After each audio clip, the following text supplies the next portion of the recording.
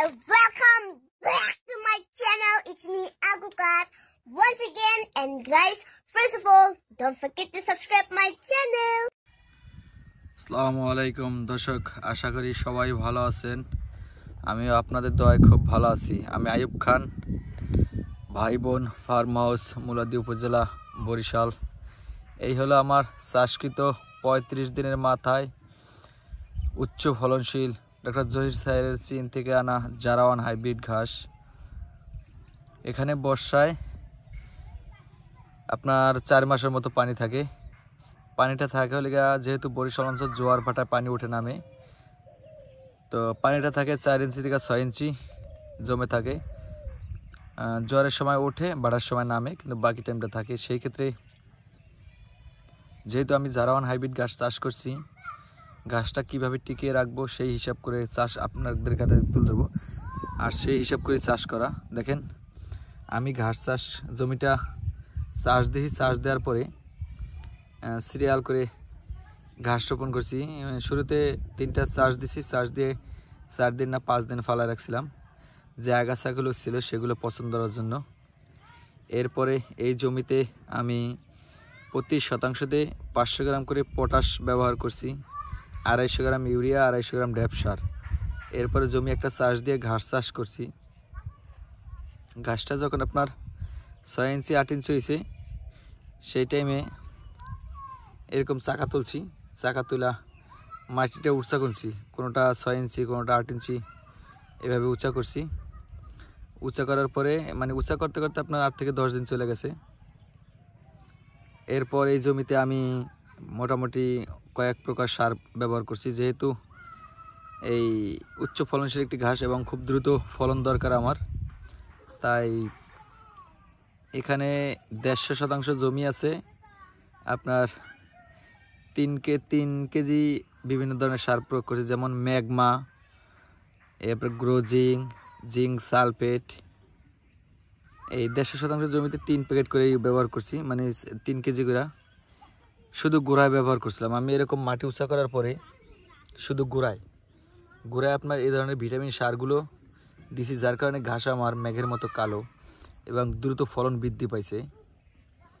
শুধু গোড়ায় সার দিছি এবং ইউরিয়া সার এরপরে আবার 10 দিনের মাথা দিছি, তো যার কারণে খুব দ্রুতই ঘাস বৃদ্ধি পাচ্ছে। আপনারা যারা দ্রুত শীতের সময় ঘাস ফলন পেতে চান, অবশ্যই আপনারা যদি এরকম নেন, তাহলে শুধু গোড়ায় সার দিবেন, লেবার কস্ট কম আসবে।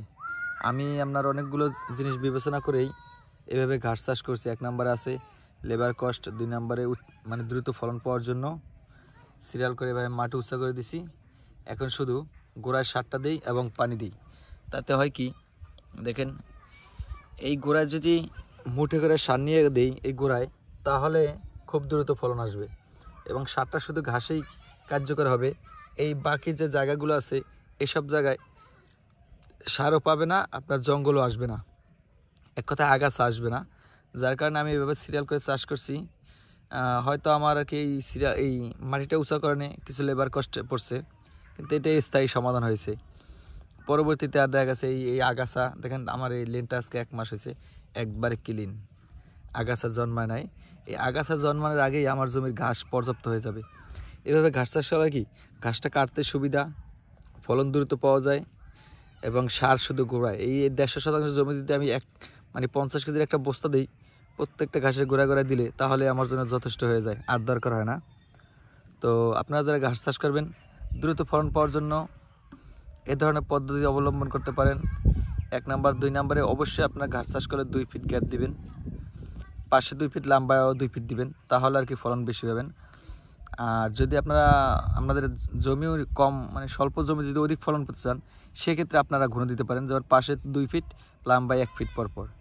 আমি কাটিং তৈরি করার জন্য যেহেতু ঘাসটা চাষ করছি, অবশ্যই আমার কাটিংয়ের গুণগত মান খুব ভালো দরকার হবে, যার কারণে আমি আপনার পাশে 3 ফিট, কোনো সিরিয়াল দিয়েছি 4 ফিট গ্যাপ, এবং লম্বায় দিছি 3 ফিট, কোনো সিরিয়াল আছে 2 ফিট, এভাবে দিছি। কিন্তু সিরিয়াল আমি একটু যেটা কি সোজা রাখছি, দেখেন প্রত্যেকটা সিরিয়াল সোজা রাখছি, কিন্তু পাশে আপনার গ্যাপ কোনোটায় 3 ফিট, কোনোটা 4 ফিট, এভাবে গ্যাপ দিছি। তো আপনারা চাইলে এভাবে ঘাসগুলো চাষ করতে পারেন। দেখেন আমার প্রত্যেকটা ঘাস 2.5 ফিট 3 ফিট উচ্চতা হয়ে গেছে। যেহেতু 1 মাস হয়েছে, এখন আবার মাটিতে গোড়ায় রস আছে, কিন্তু রস থাকলে হবে কি, আমার তো ফলন দরকার খুব দ্রুত। তাই 2-1 দিনের মাঝেই সেচের ব্যবস্থা করব, মানে পানি দেওয়ার ব্যবস্থা করব এবং আবার নতুন করে সার প্রয়োগ করব শুধু ঘাসের গোড়ায়। এই দেখেন এই ঘাসের গোড়ায় ওই সোপাটা, সেটি এই সোপাটা 6 থেকে 8 ইঞ্চি কম বড় হয়েছে। ওই যে সার কিন্তু গোড়ায় গোড়ায় দিছি, লেবার দিয়ে দিতে হয়েছে, কম পড়ছে। দেখেন এখানে ঝোপে আপনার 2টা করে চারা দিছিলাম, তো 2টা চারায় 4টে হয় চোখ, মানে একটা 2 কিটের কাটিং। তো দেখেন আমার 4টেই বাইর হয়েছে। আর এক ঝোপে এখানে ঘাস হবে আর না হলো 50 পিস। তো আপনারা এই ধরনের পদ্ধতি অবলম্বন করতে পারেন। গ্যাপ বেশি দিলে চারা ডাবল দিবেন, তাহলে আর কি ফলন বেশি পাবেন এবং দ্রুত পাবেন।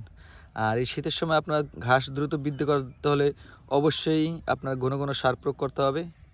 সেটা 10 থেকে 15 দিন পর, 10 দিন পর পর সার দেবেন, মানে 1 মাসে 3 বার সার প্রয়োগ করবেন, 3 বার সেচ দিবেন, তাহলে দ্রুত ফলন পাবেন। আপনারা অনেকেই বলেন যে ভাই আমার মাটিতে রস আছে, এই যে আমার এই যে এরকম রস থাকলে মনে করেন আপনারা যে না আমার সেচ দেওয়ার দরকার নেই, তো সেচটা দিলে হয় কি ও রসটা বেশি পায়, দ্রুত বৃদ্ধি পায়, সারটা দিলে কার্যকরী হয়। আপনারা যে সারগুলো ব্যবহার করবেন এগুলো আপনাদের বোঝার স্বার্থে আমি স্ক্রিনে দিয়ে দেবো। ওই ধরনের সারগুলো ব্যবহার করলে হবে কি, ঘাস ম্যাগের মতো কালো থাকবে এবং দ্রুত বৃদ্ধি পাবে। যেমন ম্যাগমা, গ্রোজিং, জিঙ্ক সালফেট, এই সারগুলো ব্যবহার করেন। অবশ্যই যে কোনো ঘাস চাষ করলে আপনার পটাশ ব্যবহার করতে হবে, কারণ পটাশের কাজ হয়েছে মাটির উর্বরতা ঠিক রাখা, পোকামাকড় দমন করা, যাতে শুরুতেই পোকা আক্রমণ না করতে পারে। তো আশা করি আপনারা বুঝতে পারছেন এই ধরনের কাজগুলো যদি আপনারা অবলম্বন করেন পদ্ধতি, তাহলে আপনারা দ্রুত ফলন পাবেন। দেখেন আমার এখানে 150 শতাংশ জমি, সর্বোচ্চ ফলন আসছে ইনশাআল্লাহ। তো আশা করি সবাই পাশে থাকবেন। আজকের মতো এখানে বিদায় নিচ্ছি, আল্লাহ হাফেজ।